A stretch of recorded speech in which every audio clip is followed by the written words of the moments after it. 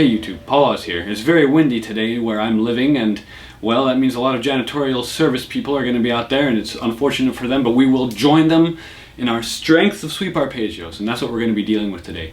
So this is going to be a little bit more of the intermediate level sweep arpeggio lesson video, as these are altered sweeps. That's what I'm calling them.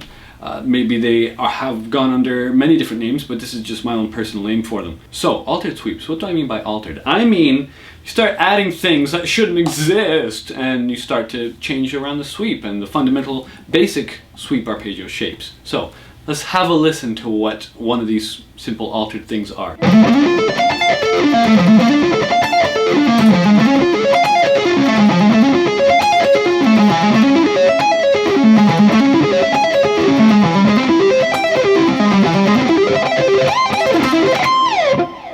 So those altered sweeps are the first few that I was showing you there. They have a few extra notes, which is what makes them so special.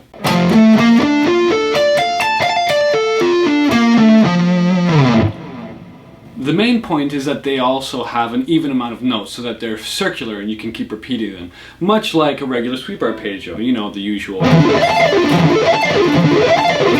It's very satisfying to do that, but I'm trying to make these things a little bit more musical. So let's take a look at that first shape that I was doing before. We're going to go 13-17 on the E and the A strings. We've got this. Then we're going to go 15 on the D, 14 on the G, 15 on the B, and then 13-17 on the high E, and then all the way back down again.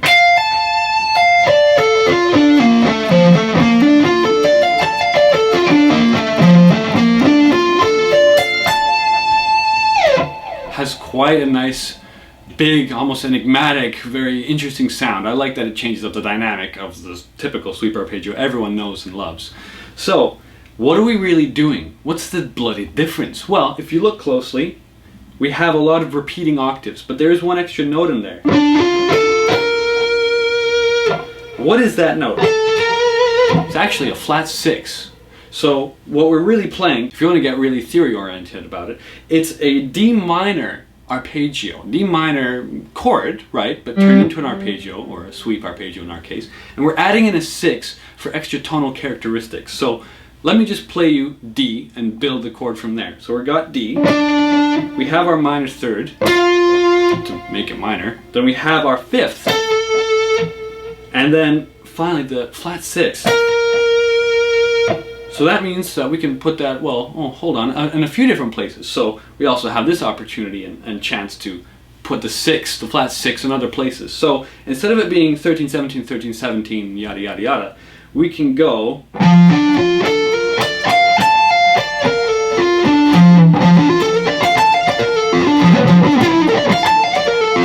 that doesn't really feel quite even. 1, 2, 3, 4, 5, 6, 7, 8, 9, 10, 11, 12, 13, 14, 15.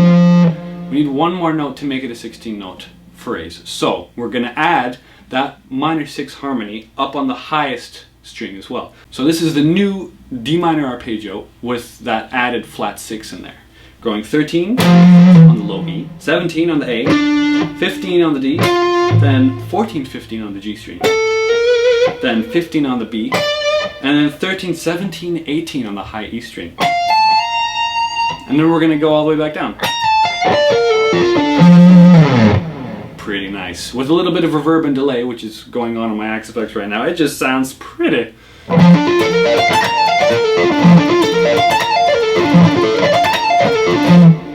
Quite lovely. I really like that. You can always add even more things to it, but it'll get uncomfortable, right? Like if we add our original shape of 13-17, 13-17, it's going to have an uneven amount of notes.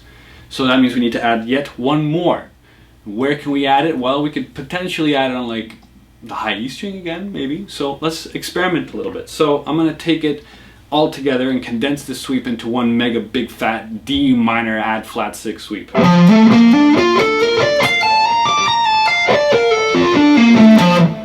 that's what I'm talking about. That's pretty.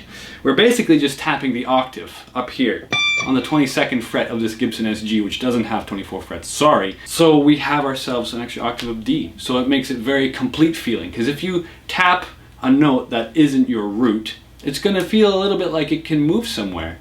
But when you do tap the root, it just feels very completionist and stable. So keep that in mind. Now, let's practice this together. Again, 13, 17, 13, 17, then 15 on the D, then 14, 15 on the G, then 15 again on the B, then 13, 17, 18, 22 tap.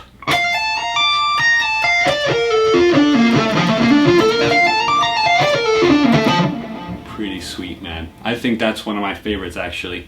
So I hope you guys enjoyed this quick little sweep lesson. I'm going to do a few more of these altered sweep lessons in the future. Let me know if you like it in the comment section below, and don't forget to like and subscribe. Also, if you're looking for guitar lessons, god damn it, I teach a lot of guitar, so why don't you just hit me up at paulus.com/lessons and get in touch with me there. And yeah, enjoy YouTube. Who knew that a Gibson SG could be this shreddy? I mean, what the hell? What happened? It's insane.